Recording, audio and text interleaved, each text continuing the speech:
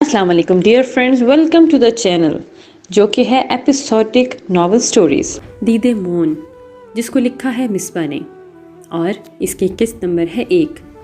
میں نے تمہیں کہا بھی تھا کہ اب وہ تمہارے ہاتھ نہیں آنے والا ہے، مت اسے مجبور کر کے اپنے ساتھ باندھو، لیکن نہیں، تمہیں اپنے 4 سال کے ریلیشن کو منزل تک پہنچانا تھا نا، چاہے زبردستی ہی پہنچا لیا ہے، پھر بھاگ گیا ہے نا وہ، اب اتنے سارے لوگوں کے سامنے کیا عزت رہ جائے گی تمہاری؟ دلہن بنی سجی سنوری سی دیدم سٹیج پر بیٹھی اپنے دلہے کا انتظار کر رہی تھی، جو کہ 5-6 گھنٹوں سے غائب تھا۔ اب نہ اس کا نمبر لگ رہا تھا اور نہ ہی گھر واپس رہا تھا۔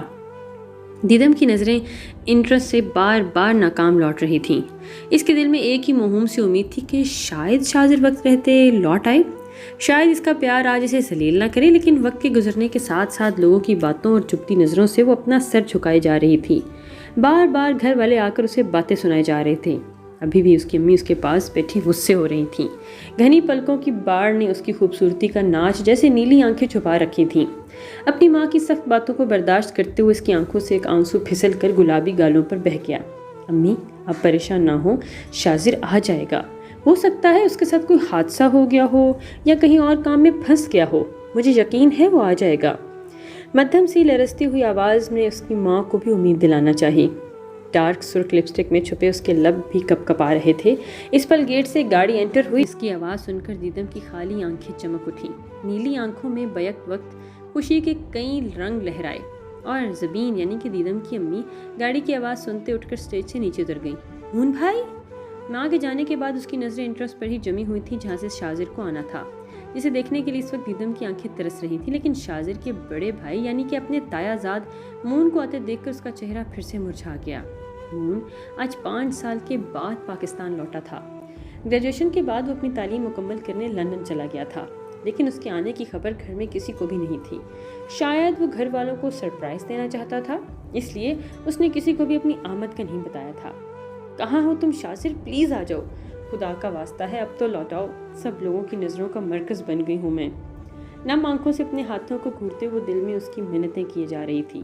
انجانے سے خوف کے زیر اثر وہ اپنے ہاتھوں کو ایک دوسرے کے ساتھ مسلنے لگی۔ شادی کے فنکشن پر آئے مہمان آپس میں سر جوڑے اب سرگوشیوں میں مصروف ہو چکے تھے۔ مون کے آتے ہی تائی امی اس کے لیے گھر کے اندر چلی گئی۔ ابھی وہ کسی سے ملا بھی نہیں۔ توبہ توبہ، پتہ نہیں کیسی لڑکی ہے جو منگیتر کو بھی اپنا کزن شادی والے دن ہی چھوڑ کر بھاگ گیا۔ ہاں نا شہناز، پتہ نہیں کیا کیا ہوگا اس نے جو وہ چھوڑ کر بھاگ گیا اسے۔ میں نے تو سنا تھا لڑکا لڑکی آپس میں بھی خوب عشق معشوقی کا چکر تھا۔ ضرور اس نے کچھ نہ کچھ کیا ہے۔ سٹیج کے ساتھ ہی نیچے کھڑی ایجڈ خواتین اپنی زبان کا زہر اگل رہی تھیں، جسے سن کر دیدم نے آنکھیں زور سے میچ لیں۔ اس کا بس نہیں چل رہا تھا کہ وہ خود کے ساتھ کچھ کر لے یا شاذر کے ساتھ ساتھ جس نے اسے سارے جہان کے سامنے رسوا کیا۔ میری ماما جان نے اپنے بیٹے کو اتنا مس کیا، وہ اکیلے پکڑ کر اندر ہی لے کر گئیں۔ وائٹ اور بلیک کلر کے امتزاج کے 3 پیس سوٹ میں ملبوس وہ اپنی ماں کو حق کیے پیار سے پوچھ رہا تھا۔ اس کی دونوں گالوں پر مسکراہٹ میں ابھرتے گڑھے مون کی مسکراہٹ کو بہت خوبصورت بنا رہے تھے۔ میری جان، میں نے تمہیں بہت زیادہ مس کیا ہے، لیکن اس وقت میں تمہیں کسی اور مقصد کے تحت کمرے میں لے آئی ہوں۔ مجھے امید ہے میرا بیٹا اپنی ماں کی بات ضرور مانے گا۔ چہرے پر فکر مندی کے آثار لیے انہوں نے مون کا چہرہ اپنے ہاتھوں کے پیالے میں بھرتے ہوئے کہا، ماما کیا ہو گیا ہے اور آپ ایسے کیوں کہہ رہی ہیں؟ میں نے اپنے آنے کا اس لیے نہیں بتایا کیونکہ میں آپ کو سرپرائز دینا چاہتا تھا، لیکن آپ تو پہلے ہی سرپرائزڈ ہیں۔ کیا ہوا ہے؟ چڑیل کی شادی ہو رہی ہے اور آپ کی لاڈلی آپ کے پاس ہی تو آ رہی ہے، اتنا اچھا موقع ہے اور آپ اداس ہیں، کیا ہوا ماما؟ ناہید کے چہرے پر چھائے پریشانی کے تاثرات بھانپتے ہوئے مون نے اس سے پوچھا۔ مون، نہیں ہو رہی اس کی شادی۔ اس وقت میری لاڈلی اداس اور پریشان سٹیج پر اکیلی بیٹھی ہے اور وہ بغیرت تمہارا بھائی بھاگ گیا ہے، اس کا کچھ نہیں پتا۔ میں نے اس کے دوستوں کو بھی کالز کی ہیں جن کا مجھے معلوم تھا، لیکن کسی کو بھی اس کے بارے میں نہیں معلوم کہ وہ کہاں ہے۔ مون سے الگ ہوتے ہوئے وہ تھوڑی دور ہوئی اور امید بھری نظروں سے مون کو دیکھنے لگی۔ وہ جانتی تھی جو بات وہ مون کو کہنے لگی ہیں وہ نہیں مانے گا، لیکن ابھی کچھ دن پہلے ہی مون نے کال پر ناہید کو اپنی پسند کے بارے میں بتایا تھا، اور وہ خوش بھی ہوئی تھی کیونکہ مون نے اپنی پارٹنر کا انتخاب پاکستان سے ہی کیا تھا۔ ماما، آپ یہ کیا کہہ رہی ہیں؟ شاذر کیوں بھاگے گا؟ وہ تو دیدم کو پسند کرتا ہے نا، اور ان دونوں کی خواہش پر ہی تو یہ رشتہ طے ہوا تھا۔ وہ اچنبھے سے اپنی ماں کو دیکھتے ہوئے پوچھنے لگا۔ یہ بات اس کے لیے حیران کن ثابت ہو رہی تھی۔ مون، تمہیں گئے بہت کچھ بدل گیا تھا، اور ابھی بتانا ممکن نہیں میری جان، ابھی وقت نہیں ہے۔ باہر بہت سے لوگ ہیں، سب رشتہ دار، لوگ طرح طرح کی باتیں کیے جا رہے ہیں۔